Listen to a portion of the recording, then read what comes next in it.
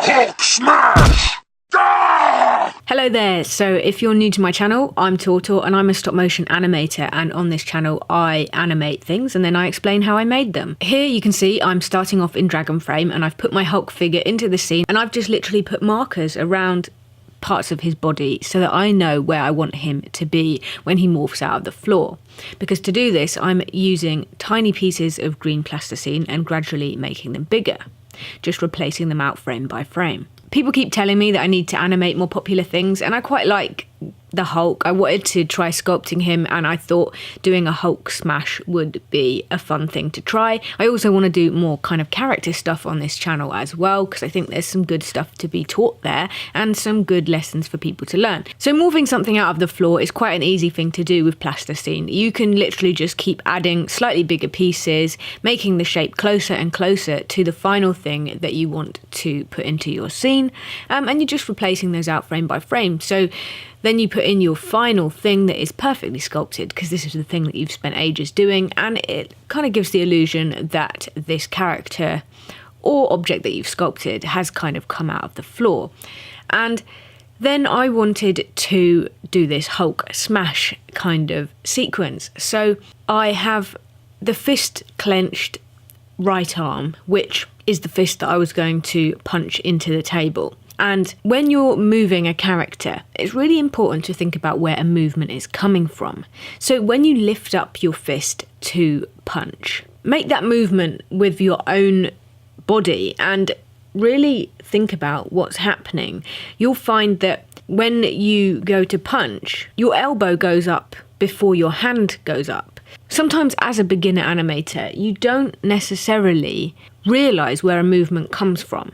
And this isn't a bad thing, this is just a natural thing. You will get better at knowing where movement comes from, you know, as you animate more and more. And I find that acting it out myself is a good way to know, not just for where a movement comes from, but for timings. If you're lifting your arm up to punch and then you're coming down with a lot of force, the distances between pictures are going to be different, because when it's coming down really fast, you're going to have a much bigger movement between each picture of that arm coming down. But when you're lifting the arm up, getting ready to punch, those increments are likely going to be a lot smaller, because you're pulling back ready to punch and then bam, you're going down really fast. Another thing to think about, which you can kind of see in this animation, is that I'm not just moving that arm, I'm thinking about what the other side of his body's doing, what's his other shoulder doing, what's his head doing, how is the rest of his body moving, as well as that action of the punch.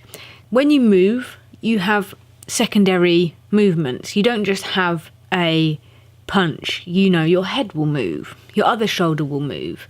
If you neglect to think about all those other bits of the body that will be moving as well, then your puppet starts to look quite stiff and unnatural. So the important thing is to think about the whole body, but don't overdo it.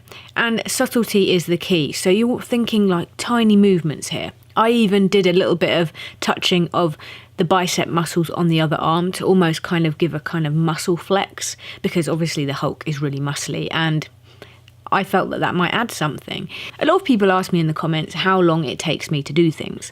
For this particular animation, it took about 2 hours to sculpt the Hulk, and I just used a few reference pictures to do that, and he's solid green plasticine. The frame rate I used in the animation was 15 frames per second. That is kind of my default frame rate. I quite like using that. And the actual animation of this little Hulk smash took me about 35 minutes to animate. I'm quite a fast animator. I really do need to slow down, because if I did slow down, things would be even better. Yeah, I try and turn these tutorials around quite quickly. Don't forget that there are links in the description box of where to buy things that I use. You can also sign up to my mailing list to see what I'm up to on and off YouTube. And if you want to help support me as a creator, I also have a Patreon page, and I will be starting to put some advanced lessons and tutorials on there. So if that's something that's interesting to you, then do make sure that you go and do that as well.